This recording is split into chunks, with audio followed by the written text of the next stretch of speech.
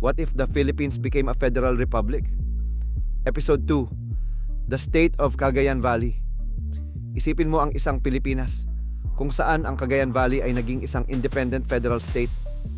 Year 1. Ang tinatawag nating Cagayan River 5 Bridges Project ay opisyal na pinasinayaan na siyang nagbukas ng mabilisang kalakalan sa pagitan ng mga probinsya sa loob ng lambak. Year 5. Inilunsad ang State Agricultural Modernization Act. Ang malalawak na sakahan ay sumailalim sa full automation na nagdoble sa produksyon ng palay at mais at ginawang pangunahing supplier ng pagkain ang rehiyon sa buong Luzon. Year 12.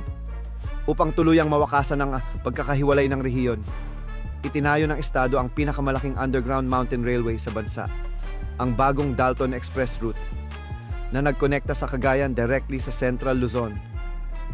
Year 20.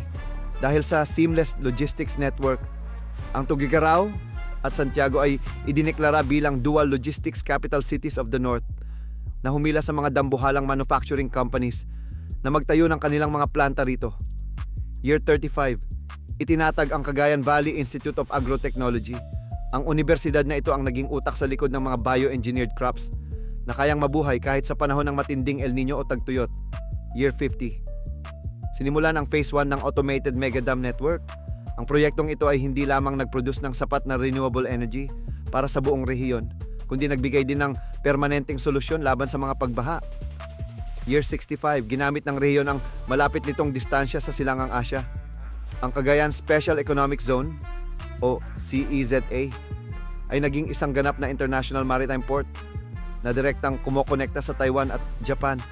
Year 85, sa pamamagitan ng trade alliances sa Taiwan. Ang Apari at Santa Ana ay naging sentro ng semiconductor trading at high-tech factories na nag-aangat sa ekonomiya ng estado sa global stage. Year 120. Nakumpleto ang Eco-Smart City zoning ng buong lambak. Ang mga lungsod ay itinayo na may artificial intelligent drainage systems. Kaya kahit abutin ng pinakamalakas na bagyo, zero casualty at zero flooding na ang rehiyon. Year 150, lumawak ang teritoryo ng ekonomiya ng rehiyon patungong Babuyan Channel sa pamamagitan ng dambuhalang offshore wind farms at floating solar grids. Ang estado ay naging pangunahing exporter ng clean energy sa buong Hilagang Luzon at karatig bansa. Year 200, ang Cagayan Valley State ay naging isang ganap na agro-industrial superhub ng Asya. Tahanan na ito ng mga floating modular farmland at massive agricultural domes.